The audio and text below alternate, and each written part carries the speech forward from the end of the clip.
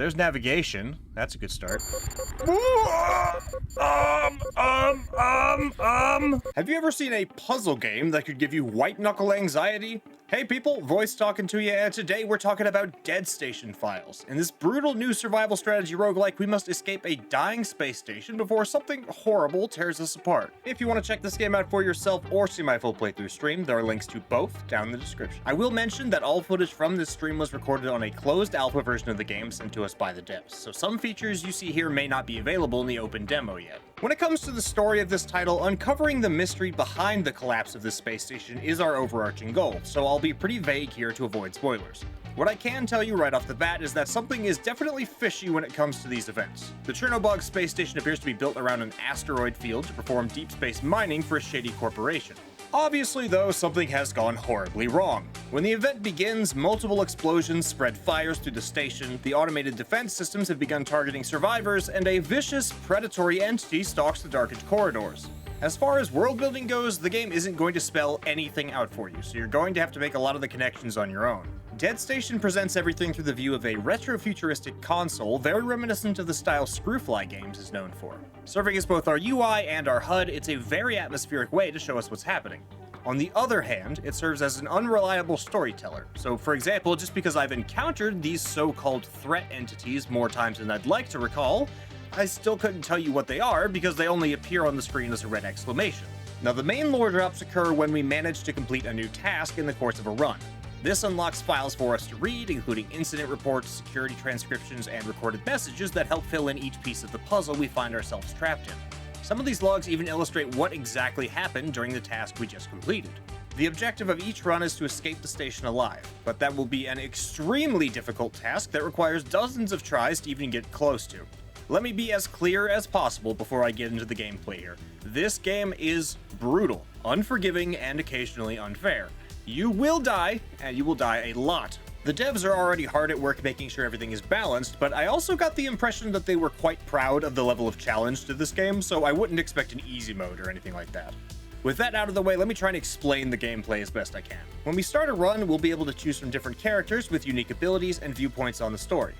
There was only one character available to us in this version, and all of her skills were locked, but the fact that one of her attributes is a cryosleep sickness debuff tells me that she either just arrived on the station when the incident occurred, or was stored in cryosleep for some reason and woke up at the first explosion. The station overlay serves as our run map, with interconnecting decks that boast different modifiers, threats, and rewards. The game progresses by time increments, with larger decks costing us more time to search. As time progresses, events on the station will continue to spiral out of control.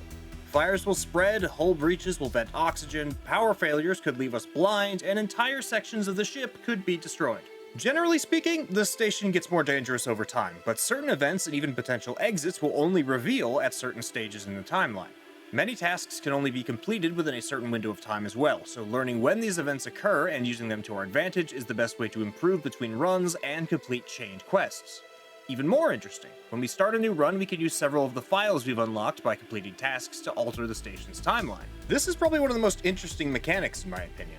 Some of these will allow us to start earlier or later in the event, or even bypass certain tasks altogether.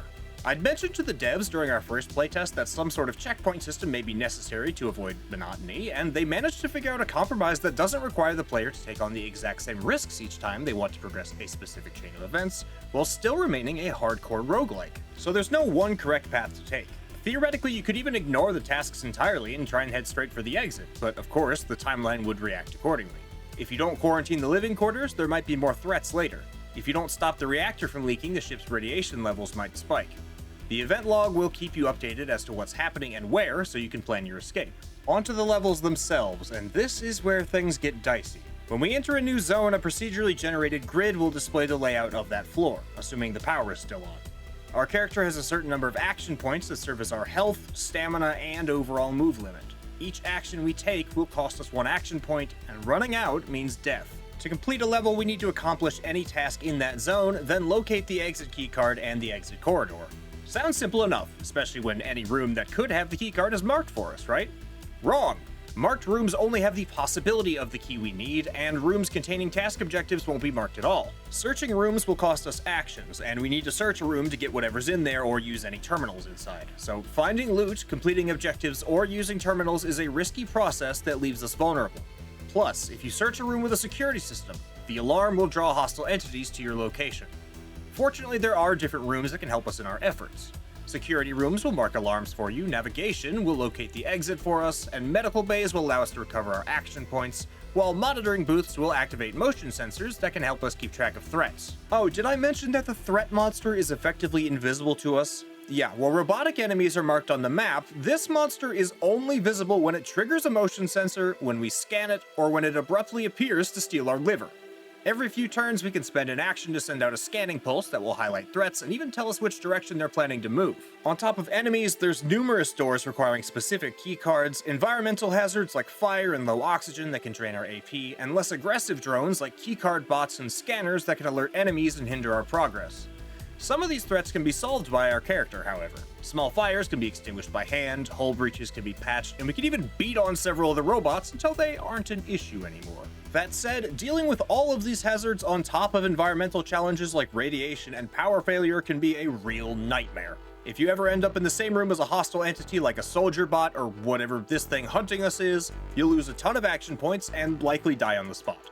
To survive, you'll have to learn tricks like sneaking past enemies in corridors by swapping places with them, or opening an airlock to put out large fires. There are bits of equipment hidden around the station that can drastically increase our chances of survival.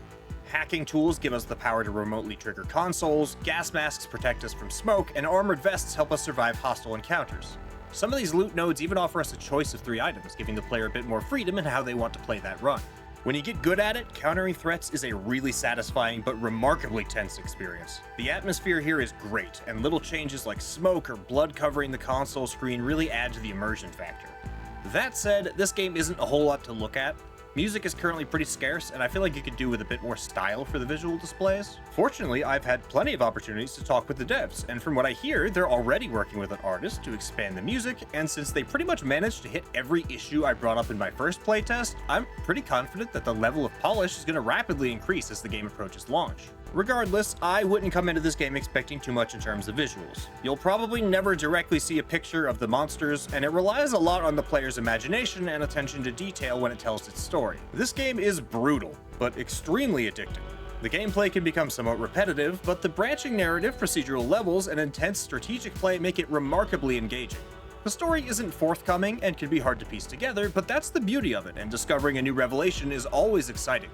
It definitely won't be for everyone, but if you're a fan of games like Duskers or any of Screwfly's works, then this one definitely scratches that dark sci-fi itch. Anyway, I'm just the voice in your head, so what do you think of Dead Station Files?